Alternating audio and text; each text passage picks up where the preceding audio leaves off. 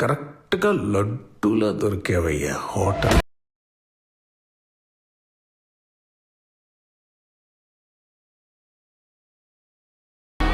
నీకు ఇంకే పని ఉండకూడదు నాన్న, అందుకే నీ మేనేజర్ చేతే నీ ఉద్యోగం పీకించేశా. నువ్వు రెంట్ కట్టలేక రోడ్డు మీద అలా నించున్నప్పుడు నేనే దేవుళ్ళ ప్రత్యక్షమే రెంట్ కట్టేగానే సార్ అంటూ కుక్కలా తోకొప్పుకుంటూ నా వెనకాల వచ్చేసి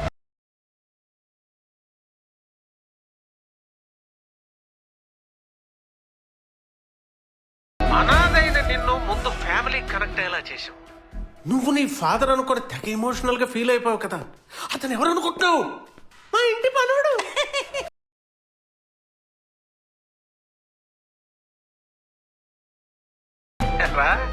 నువ్వు ఇంటికి వచ్చాక నీకు పెద్ద ప్లాన్ అప్పు చెబితే నువ్వు చాలా సిల్లీగా 5,000 10,000 30,000 నా ప్రాణాలు తీసేసి నీ చిల్లరపు చూపించుకున్నావు.